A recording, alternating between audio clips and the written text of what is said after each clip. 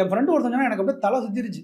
என்ன சொன்னானா, ஐயோ எனக்கு ஒரே குழப்பம். அவன் சொன்னது என்னன்னா, மச்சான் நான் வந்து பாண்ட்ல வந்து 20 லட்ச ரூபா போட்டான். ஓகே, பாண்ட்ல 20 லட்ச ரூபா போட்டான்.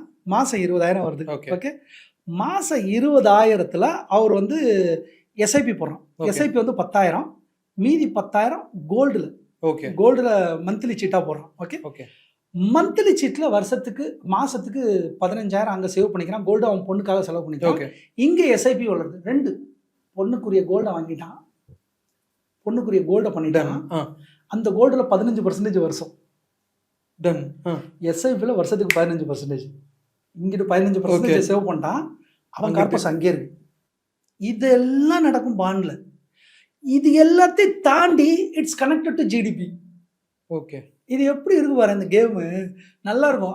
இதை நான் புரிஞ்சுக்கிட்டதே பார்த்தா நான் 37 வயசாக தான் புரிஞ்சுக்கிறேன். ஏன் புரிஞ்சுக்கிறேன்னா, மார்க்கெட் எப்படி புரிஞ்சிருச்சு, கொஞ்சம் நிதி தெரிஞ்சிருச்சு, எனக்கு எக்கனாமி எப்படி ஒர்க் பண்ணுதுன்னு தெரிஞ்சிருச்சு. அதான் சொல்கிறேன், எல்லாத்துக்கும் காரணம் rich dad poor dad book, money psychology படித்தது, ராபர்ட் கியோசாகி சொன்னது, பீட்டர் லிஞ்ச் புக்கை திருப்பி திருப்பி நான் படித்தது, தமிழாக்கம் பண்ணி திருப்பி திருப்பி அதை இது என்ன சொல்கிறாரு, டிக்ஷனரி அன்றைக்கெல்லாம் இதெல்லாம் கிடையாது, டிக்ஷனரி இருக்கும் தெரியுமா, ஆக்ஸ்போர்ட் டிக்ஷனரி, அதை எடுத்து படிச்சு என்ன வார்த்தை இது, போடுறா கோட்டை, ஓ தெளிவு செய்துள்ளார், தெளிவு செய்துள்ளார் எழுதிப்பேன்.